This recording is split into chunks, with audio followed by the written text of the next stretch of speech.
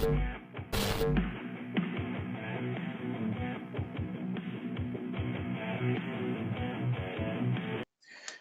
everybody, to Life Chronicles and Deep Dives podcast. I'm here with Coach Cornelia, all the way in Romania. Hello and welcome back to our podcast. Today, we've got two exciting topics to talk about. The first topic is getting to know yourself. And the second one is going to be facing and overcoming fear. Cornelia, talk to me about getting to know yourself. Oh, how long do we have? As I was saying in our last podcast, last episode, that's a very vast topic, especially today when we are expected to belong to some boxes. As I was saying, we have to belong. We have to be put in boxes, and most of us, we don't want this, right? We want to be ourselves but still fit in the society, as we were talking the last time. And this is why we wanted to come back to the subject and discuss a little bit about how to get to know yourself. And I think it's a lifelong process, right? What do you think? Absolutely. So, as you get older, right, you start out young, you kind of start to try things. It's like, you're trying ketchup or mustard and you figure out which one you like. And then you go, pick one, and then that's your route. And then there's obviously more, options to pick after that. Not, maybe it's soy sauce or, sweet and sour, and then, what ranch, I don't know. But like when you're starting out young, right, and you growing older, you're taking every experience that you have and you're learning from it. So it's not just like learning math. You're like learning whether you like it and whether you want to continue doing it, right? So and some things you learn that you don't like that you have to continue doing anyway. Like brushing your teeth, right? Nobody likes to brush their teeth when they're kids, right? But you realize you have to do it. And then when you're older, you're like, wow, I'm glad I brush my teeth every night, right? So you take all these things, you throw them in, and we'll use the same analogy I used last time. You're taking all these experiences, you're putting them in the box, you're taking experiences, taking them out of the box because they no longer serve you. And as you're doing that, you're learning about yourself, right? What I like, what I don't like, who I want to be, who I don't want to be, what kind of job I want, what kind of job I don't want, and then where I want to be, towards, the middle of my life, and where I don't want to be, right? So everything kind of is a continual process, and it doesn't actually stop. Yeah, absolutely. So you're constantly doing it. Yeah, that's very true. And it's also at the same time, it's sometimes can be pretty challenging to getting to know yourself. But for me, it's very important to have this awareness about yourself. At least in my society where I grew up, you didn't have this awareness about. No one was telling you to be aware of life. You were just living, going with the flow, doing whatever it comes your way, and never be aware of things that you like or not. You end up suffering because not knowing yourself, you don't know what limits to put. This is why I think that getting to know yourself is very important, with a lot of awareness about who you are, what you like, which is hard to do it when you're a child, but when you become a teenager, you have to be aware. And this is let's say the recipe for not getting into a lot of trouble as a teenager, let's say, right? Because maybe you don't like to smoke, but you're gonna smoke just because the others are doing them. This is what helps you belong. When you're making a conscious choice, that's when things get better. Absolutely. So you're talking about like growing up and then falling in line with, like a group of people or doing things that don't necessarily align with who the person is, right? Or, we are, right? Yeah. But they're still going through the process of doing those things, even though they don't align, because let's say, what do they call that? Peer pressure, right? Because of peer pressure. And Yeah, so, and go ahead. continue. If you're not making these conscious choices, you this can follow you all of your life. Not being aware of your choices, you have to be aware, you have to be present in your life, in the now, and make decisions according to who you really are. So does that take a lot of, like, how do you achieve that? Right. So like, let's say we're going through life, right? And we're now, I'm at a point where I want to make a change, right? Like, I'm done fitting into the box, right? How do I get out of the box? Yeah, that's a very good question. You can find online thousands of recipes about how to get to know yourself, but I think we have to go back to simplicity and just ask about ourselves what I like and what I don't like. For me, it's the simplest thing to get to know yourself. So we're talking about, on a daily basis, a lot of introspection, self-reflection. Getting through this path, it's worthy at the end, because you're gonna find yourself in the mirror. We were talking about last time about looking yourself in the mirror and say, okay, so I respect myself now. I like who I am. While if you're going with the flow and you're not aware about yourself, you will never like yourself, right? What do you think? Do you think that someone might like themselves if they are not themselves? So, in most cases that I encounter, right, I do a lot of introspection. So, like self-reflection. I don't necessarily journal because I can recall things very, very well. I do encourage journaling for other people, but the part of it is that people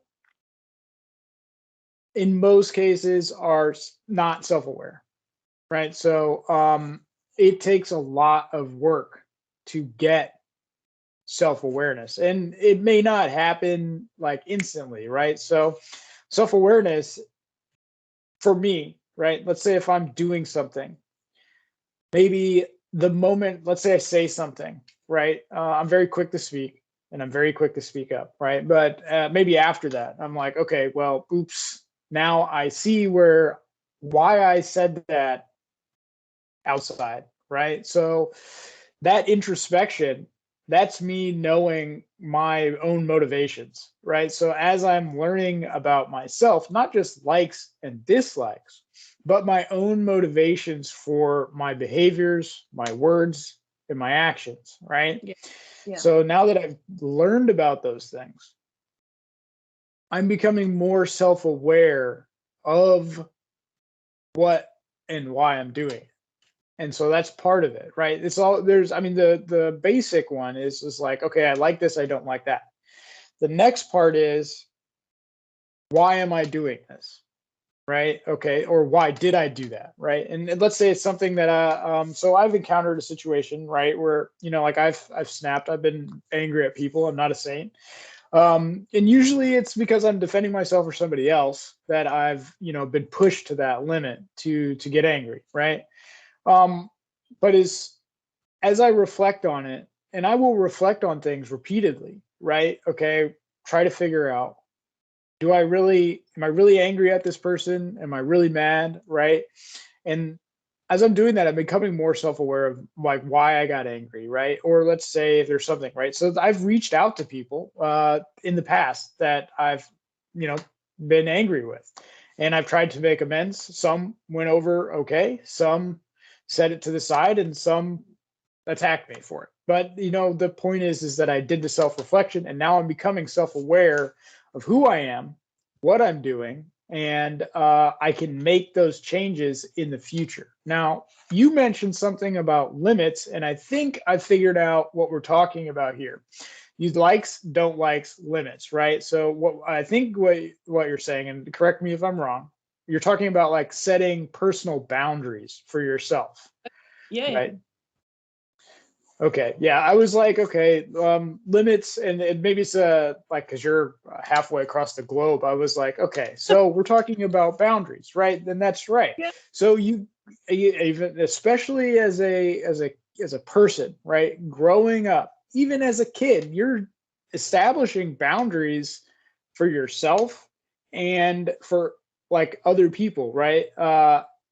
About yourself, right? You're not establishing for them, you're establishing for yourself about other people, right? So I've encountered narcissistic people. I survived abuse. After that, I set boundaries that said I'm not going to interact with those kind of people, right? And if I do interact with them, it's going to be on a very specific strand of, like conversation, right? It's bare minimums. We're not doing emotions, we're not doing this, and we're not playing the game, right? So setting boundaries is important. And growing up, a lot of people have to learn that.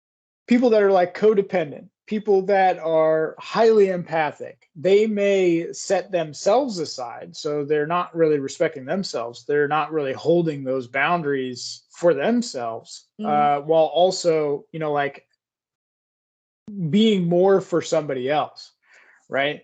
Been there, yeah, done that. I've put more effort into somebody that doesn't care about me than I did myself. Now that's changed, but it took that self-reflection, that self-awareness to realize and look back, like to look back why I was doing that. And it has to do in my childhood with abandonment trauma, mm, being adopted, left on a doorstep at an adoption clinic, and then like having my adoptive parents separate at age 3, my dad leave, and then like I was constantly just like seeking, and I'd put energy in, and the reason why I was putting that energy in is because I didn't want them to leave, right?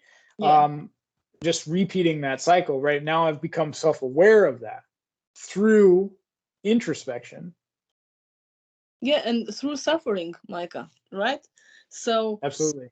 yeah, that's my main problem, because I've been doing the same mistake over and over again without being self-aware, and not necessarily being self-aware, but always believing that if I'm doing the right things, they are going to see it. But usually they are not, right? So then you have to go back to yourself and see what's happening with you, and who you really are, and what you really want, and have the courage to step in and say, okay, this is my limit or my boundary, as you're saying there, over the ocean. I'm talking a lot about, or I'm thinking a lot about, the teenagers, because they are the ones that I'm working with mostly. So being a teenager is very hard to introspect, very very hard. You're just going with the flow most of the times. You just want to belong. Right? The teenagers want to fit in. And so what they're doing is they're not really, I mean, they may have some inkling that like what they're doing, they don't like, right? But ultimately they're going to do whatever the group is doing, right? Yeah, So they can fit in because they're yeah. not getting it at home. Where I want to go with this, the background at home. I think the parents have a huge responsibility to help their kids make good decisions based on what's good and what's wrong, the classic what's good and what is good and what is bad, right?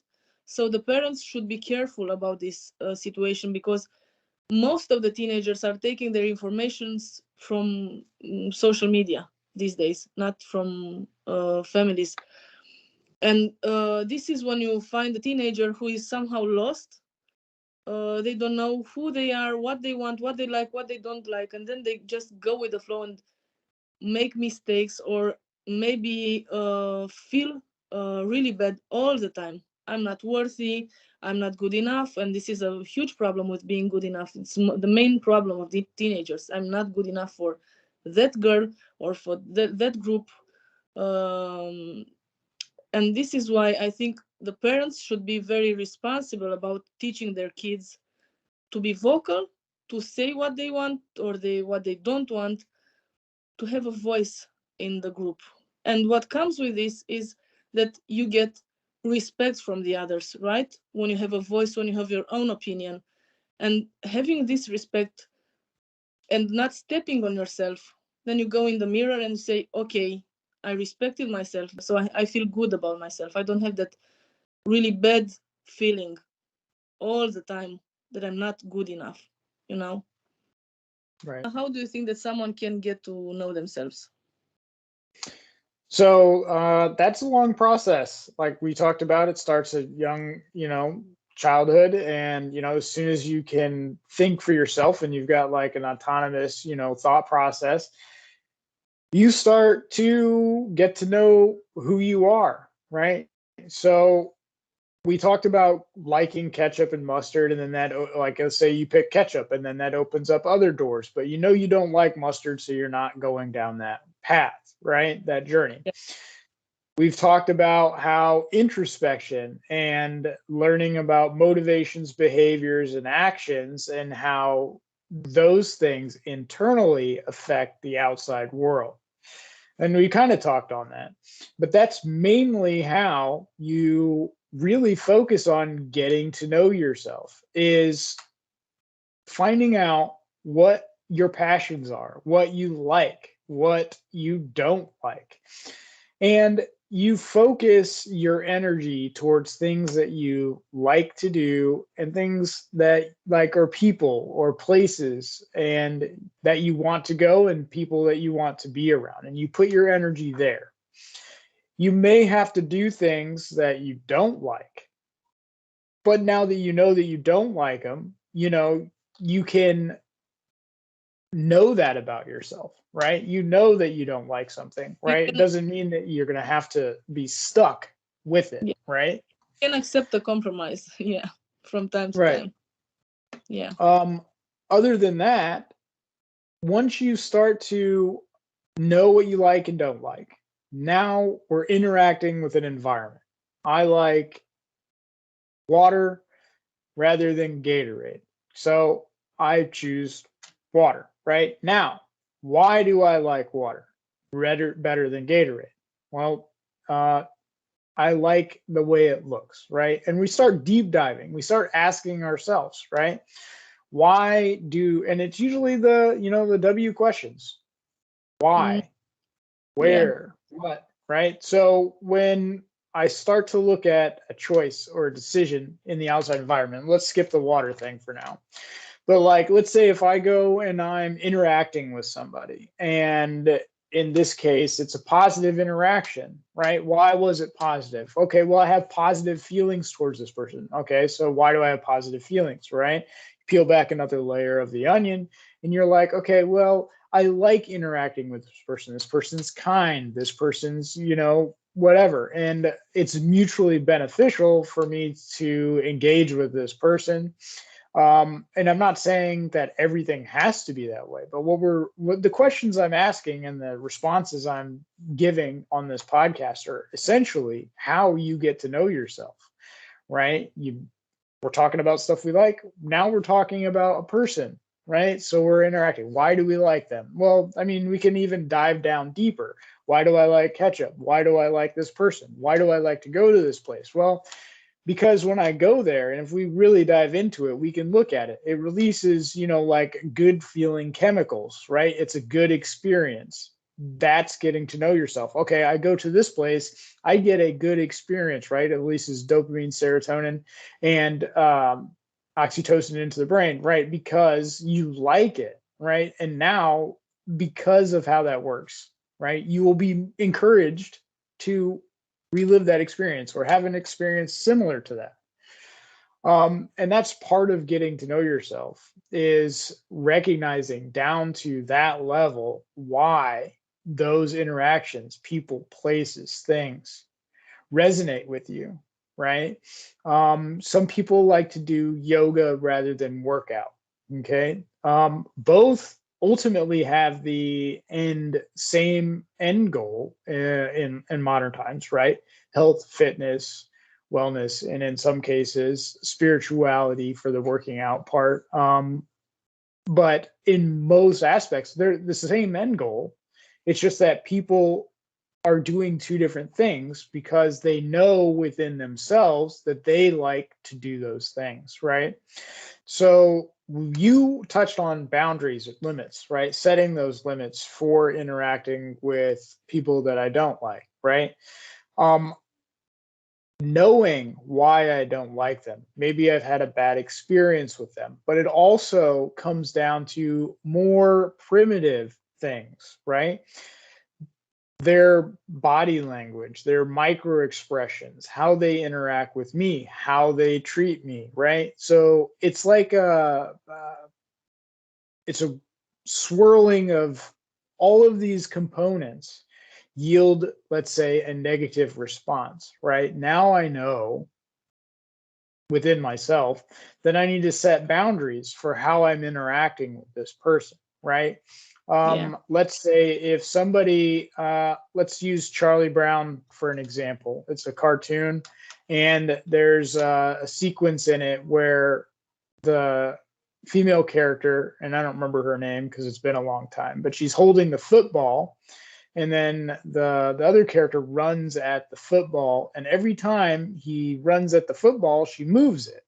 um he isn't learning from that experience. Now in the cartoon it's because she likes him and she's not telling him, but in real life if somebody's constantly doing something negative to you, you learn to set a boundary to not engage with that individual, right? Because it's a negative experience. You have written several books. You're working on several books about getting to know yourself. Tell us about those books. Yeah, it all comes down on what you were saying earlier about what you like and what you don't like. So what I feel is from the teenagers, it's the world is a very complicated place, and I thought maybe I could simplify it a little bit, because we have so many recipes for getting to know yourself, be happy in life, and so on, with thousands of steps and a lot of things that if you're not doing those things, you start to feel bad about yourself, right? So I've been thinking about this and tried to simplify a little bit. So this is how I came up with two books for start. One is called What I Love, and the other one is called What I Hate. And there are something like journals, let's say. Somehow I've been thinking about some categories and put myself there, what I like and what I hate about those categories. For example, what I love about nature, or what I hate about nature, what I love about food, what I hate about food. And this comes also with relationships and love and hate and so on, everything you can think about. And then at the end of the books you have your own safe space. You can put down what you like or what you hate, and when you finish completing these two journals, you can say that you know yourself a little bit better, and you can come with those boundaries in different situations. So writing down, it's the first thing that makes you aware of something, right? You just write it down, and your brain can relate with what you've been writing down, making it much simpler, for at least for a start. I want to know myself. What do I start with? These things, and then we can continue with some more complicated things. For example, like you were saying, deep dives, introspection, and so on. So you've got two different workbooks, one and they're complete opposite directions. So you got on one side what you love, the other side is what you hate. Yeah. And between those two books, these two workbooks, the teenager or whoever's working on it doesn't have to be limited to a teenager. So like these individuals, they can then learn about themselves. And you're saying it'll have writing prompts, it'll have personal experiences of yours, and you're just be allowing them to take that time for each different category Yeah. to say I like this, I don't like that, right? Yeah. And while I was doing my part, because I wanted to share, for example, what I love or what I hate, I made small introspections on why I like this or why I hate that. very small introspections, but everyone who's doing it can just write as much as they want. So I think it's a very beautiful process. At least for me, it was very interesting because, and for my friends, because I've asked some friends to do the same, and that's I asked answer me some of this what I love and what I hate questions, and they said I thought it's gonna be easier, but it was not that easy to really stay and think about what I hate about food, for example. We all know that we hate something, but if you have to think about 10 things you hate about food and why you hate them, like you're saying about mustard or ketchup and so on, you have to go a little bit deeper and see uh, what What you it like, is. what it is, why is that, and so on. When we smell some smells, how do you say it? When we smell smells. Right? Yeah. I guess that's Smells it. can bring us memories from our childhood, right? So when you deep dive in those things, you think about your grandmother maybe, or your uncle, or your cousin, whatever, your mom, and so on. So you can discover many interesting things, and you can have a lot of fun as well. So I mean, we're talking about these workbooks, right? So we're not just talking about like surface level, right? So like you've got tiers, and we're talking about peeling back onions, layers of onion, just to get down to the core, what they like, what they don't like, and why it is that way for them, right? And this book is generally designed to help teenagers.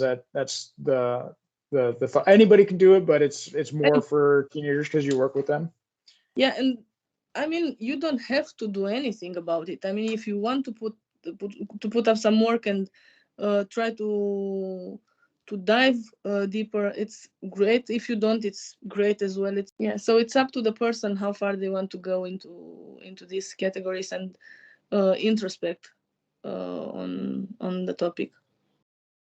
It's I think Because it should be about being something fun and relaxing. Just getting to know yourself, and then you can come up with those boundaries. This is why I tie so much these boundaries. I mean, I see it like a circle. When you don't know yourself, you don't have boundaries, and you go to a lot of through a lot of pain. If you start to get to know yourself, you can set up some boundaries, and then maybe you won't hurt that much, right? yes, the life experience, right? And everybody goes through it at a different pace and at a different level, and your books will definitely help them introspect, because ultimately what it comes down to is self-reflection, introspection, and then you don't particularly journal, but you've created a way for your clients or prospective buyers of your book to really introspect and deep dive, if they want, to the core of who they are. I hope it's gonna be a very good experience for everyone who buys the books. Awesome. All right, so let's move into our second topic for this podcast, and that is going to be facing and overcoming fear. And it's a big topic, and it kind of touches back into the first one for today, but it in itself is its own beast. Facing fear is a daunting task, right? So, and not everybody has the same fears. Everyone's got, different reactions to things. And some people don't have any fear, right? Not necessarily that they are fearless, but they lack the uh, response from the body to feel the fear that they should be feeling, right? So, facing fear. For me, facing fear is acknowledging that something is there, but then finding a way to work through it, around it, under it, kind of like water passing through, the rocks Mm. in a stream, right? So when I encounter an obstacle that triggers a fear response within me, I have one of two options. I can either face it or run away. Mm. Almost every time I will face it. I will work through whatever situation is occurring. I will tackle it head on, right? Why, Micah? Why do you think that you're choosing this path of confronting the fear? What's your outcome uh, from? What's your take from it? well, I get to learn. I get to learn. I gain something from that experience, right? But I also will learn to, or I will take that experience, right? And as I do that experience and I engage with it more and more, the less I fear it, Mm. right? Um, so let's say if it's rock climbing, right? I love to rock climb, and but I have a fear of heights at the same time, right? So it's not necessarily that I have a fear of being high or climbing. Usually going up isn't a problem for me. I'm really good at going up. The problem is when I'm coming down, it feels like I'm going to just magically fly off of the side of the cliff or something like that. Like I'm looking, it just feels like it is. So my body, and this is a more of a recent development because of a lower back injury, which renders it almost unable to move from my lumbar to my sacrum. But with that, I still do it, right? So I'll climb up, I'll climb fast, and Mm. then when I get to the top, and then on my way down, it just feels like I'm going to just fly away from the cliff or fly away from, if it's really steep stairs, which, it feels like I'm just going to just levitate away from that. But I still go down the stairs. I still climb down that cliff. It just may take me a little bit longer. And I don't necessarily know why that happens, but all I know is that if I don't get down, right, nobody else is getting me down, right? So I go through the process. I recognize that there's an obstacle in front of me, that my body's initiated like a fear response. And I have two choices. I can quit, go back the other way, and get stuck at the top, or I can continue down. How does it make you feel? So that is the benefit of facing the fears, that like once you've conquered it, once you've made it through it, right? It may not just happen at like one occurrence, right? You may have to do multiple attempts or multiple events of that particular experience in order to really harness that. But because I've completed it, I Mm. now feel a sense of accomplishment, right? Like Yeah. I've kind of like the David and Goliath, right? Small guy, big giant. Small guy takes down big giant, right? Mm. Um, in personal interactions with people, right? I don't really register fear that way. So like my fear is just magically flying off of a mountain. And then like my imagination, right? So you ever swimming in the ocean, and then you see something and you're just like, oh, what was that? And then it's like this huge monster that just like comes up and like engulfs, half the ocean at the same, right? But it's not there. Your mind's just playing tricks on you, but you still have to keep swimming in the ocean anyway, because, Mm. right? When it comes to people, right, I don't have that fear response. So, or animals, right? So like I'm really not afraid of people or animals in that aspect, right? But I am afraid of magically floating off of the side of the mountain, right? So when I engage with people, right, because I don't have that fear response, I just engage with them as myself, or I don't engage with them. So, for instance, if I am, uh, let's say, I need to be someplace and I know somebody there doesn't like me, I'm not afraid of them, right? Mm, Interacting, right? And maybe it's just because I've faced that down so many times. Maybe it's because I've introspected about myself, and but also I know I can handle myself in that mm, in yeah. situation, right? So I just go through that situation, um, and it's like it's maybe it's just I've done it so many times, right? I've learned from my past experiences that I've got myself during those situations, right? But it really doesn't trigger like a fear response in me. There's no rapid heartbeat or anything like that. Even with like animals, right? I've swam in the ocean and encountered sharks. Didn't get a fear response then, right? This was What when did I was in the Navy. what you do Go when you ahead. meet with what you do when you met the sharks? Oh, I just sat there, right? And one got a little bit close, and I booped it on the nose, and that was that. But like, I mean, we're not talking like great white shark here. We're calling a little. We're talking about a smaller shark, but it was still had teeth, right? Mm, Didn't trigger the response, right? And I think it's because it wasn't part of my imagination. Remember, I said that like my imagination can throw that fear response up, but I could actually see what this was. It's just a shark, just a fish, right? So I just interacted with it, fearless. And maybe animals can sense whether you're afraid of them or not.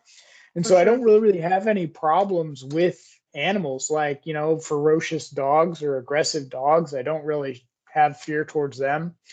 Um, I've interacted with narcissistic and sociopathic people, and I don't have fear towards them. I just engage with them, or am around them without engaging with them,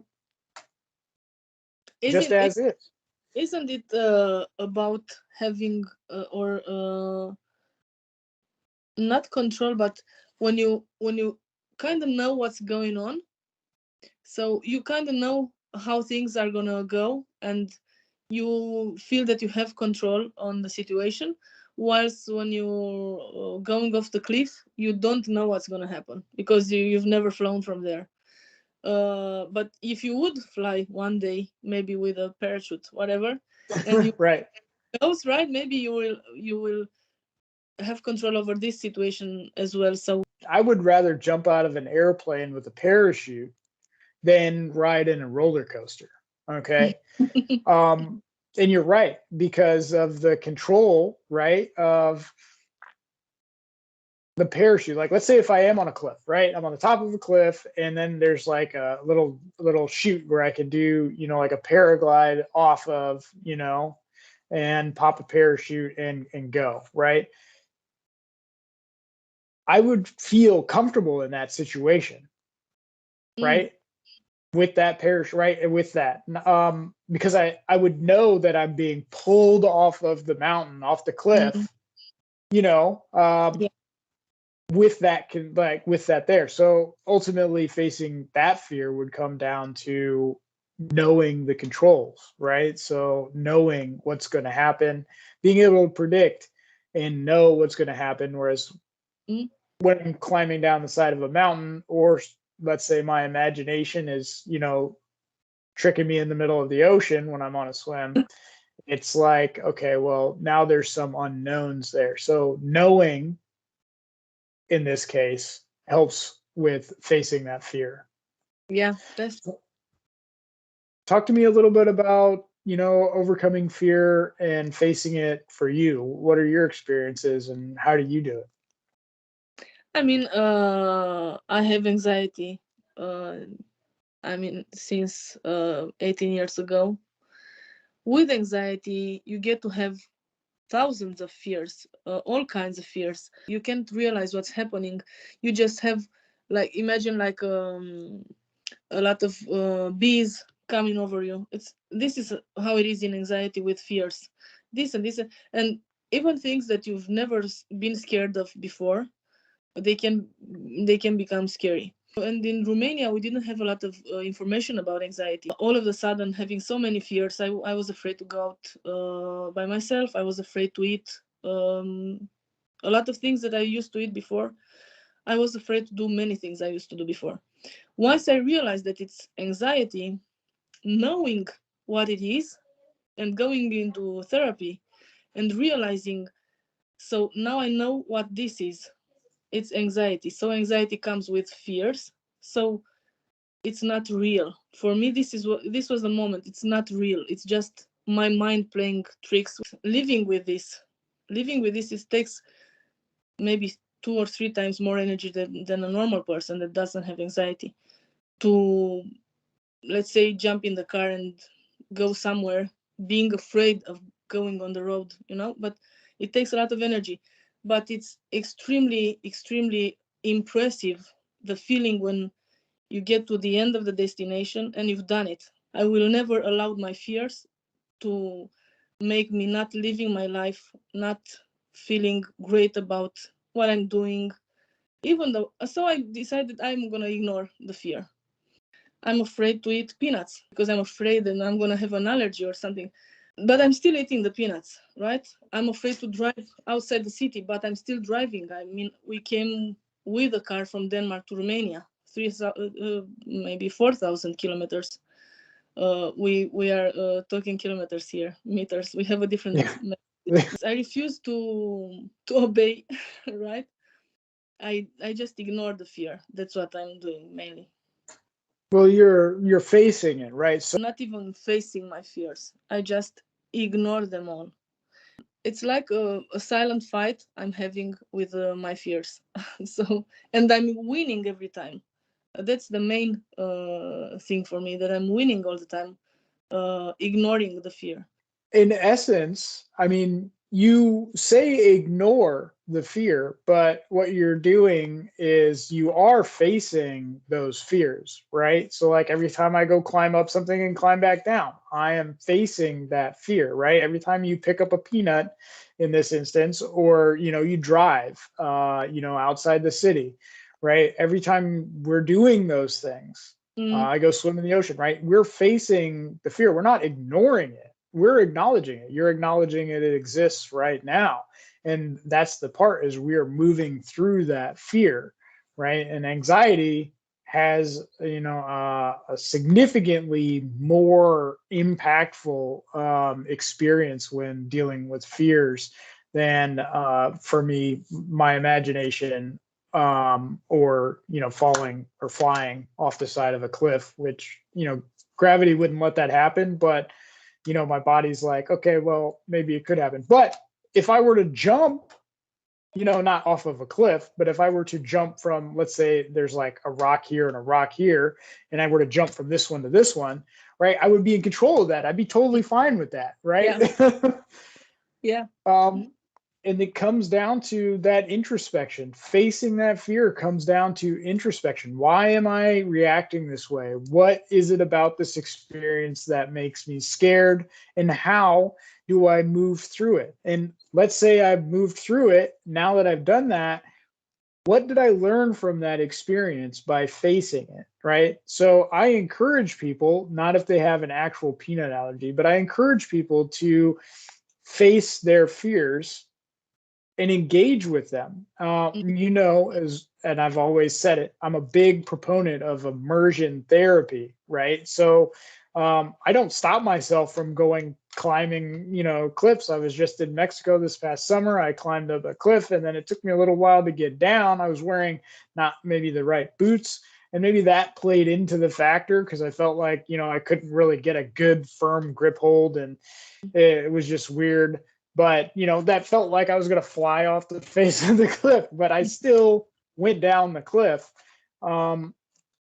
Facing those fears, the sense of accomplishment at the end of it is good. And somebody that has, for your case, somebody that has anxiety, the amount of fears that you would have throughout a significant part of your day, right?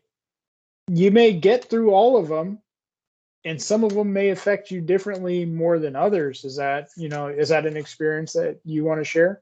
I mean, in my experience, I don't have the same fears every day. Maybe today I'm thinking that the ones that I love are gonna die, and I'm getting crazy with this fear, right?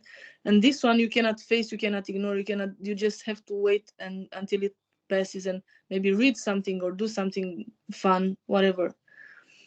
When it comes to fears that you can overcome, I'm just doing it and ignore. I prefer to say that I ignore it, because if I say that I'm facing it, I'm giving it, in my mind, I'm giving it too much weight, and I don't want to give them too much weight to those fears. So this is why indifference maybe will hurt the fear, the anxiety a little bit more than facing it, right?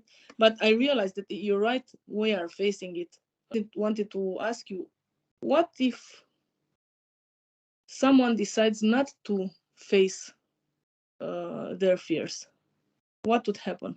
Let's say if I present somebody a choice, right? I present somebody a choice, and they're working with me, right? And Mm. they're a friend of mine. I present them a choice. I say, you can either do this or you can do that, but you can't do both, right? Let's say if they pick, they don't want to face the fear, right? Right. Well, at that point, I can't make them face the fear, right? I can do that for myself. I can be like, okay, well, I really don't want to do this, but I'm going to do this, right? But I can't make somebody else face a fear, right? One, that's, inhumane, but two, it's kind of like their choice whether they want to move through it. And I'd like to say succeed in facing the fear, but again, where everyone's at on their own journey and what they deem as their successes is what is different from what I would see as a success for Yes. myself. Yeah. So they may come across this fear, may not want to engage with it at all, and then turn around. They know that they had a choice at that point in time, right? Now, when they step away from that, they can either forget it, set it aside, and just be like, okay, I didn't face it. It's fine. It's not a big deal. I don't want to face it. It's not a big deal, right? Or Yeah. they could face it, turn around and say, man, I wish I would have done that, right? Let's say later on in life, they're facing something different, but the previous experience would have helped them in, the later in life experience. Mhm.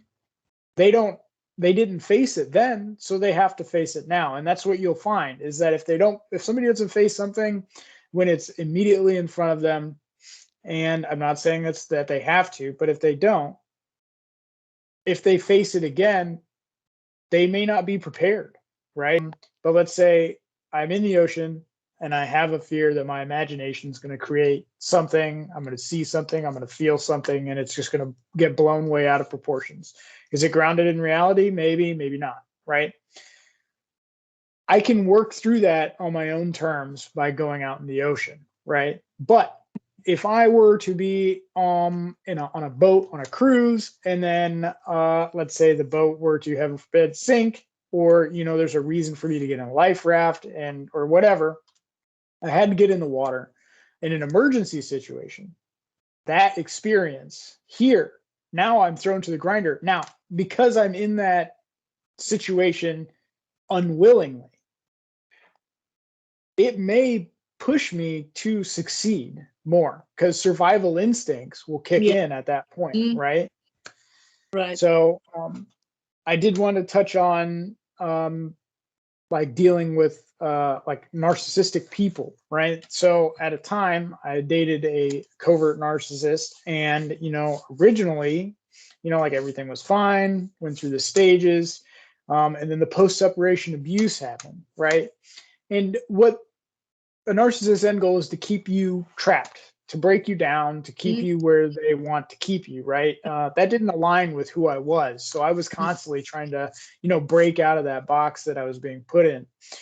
However, I knew the truth, right?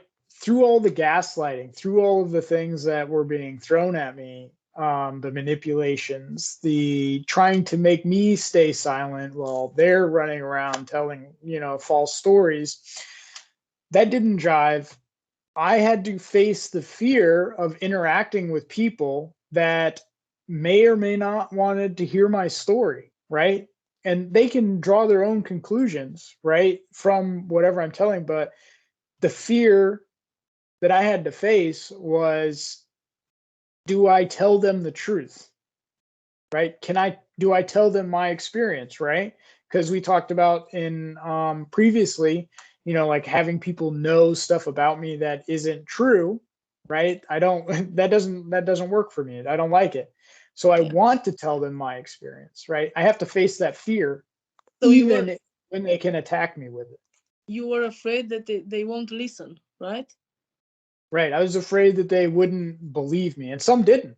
But Mm, that's that's I once I've told them the truth, that fear subsides, mm, right?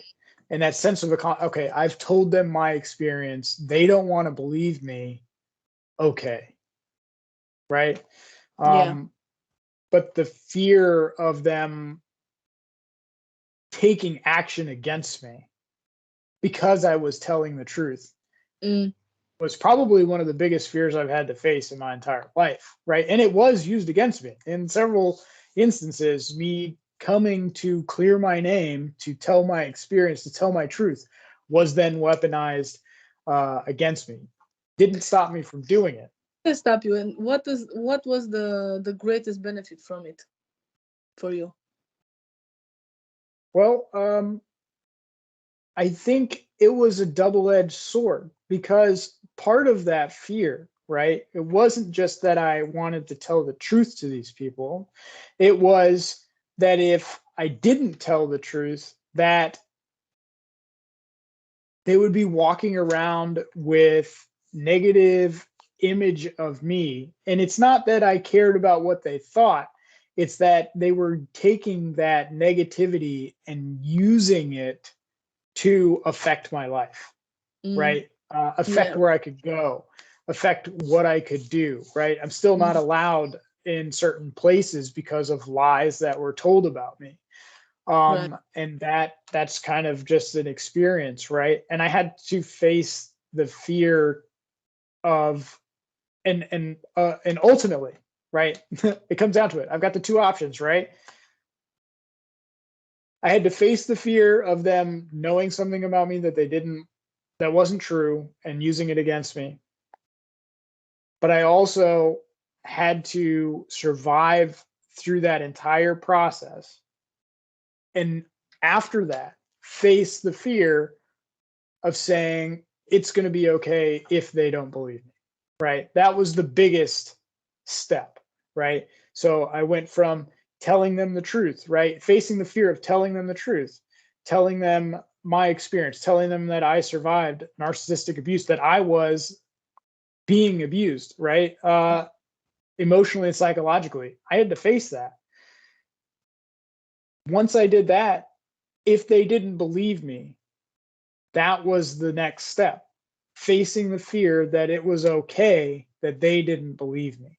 I know my experience. I know what I lived through. I know that I lived through a love bomb, devalue, betrayed, discard, a Hoover, post separation abuse, an attempt to destroy my life, my job, my livelihood, and pretty much take everything away from me. I survived that.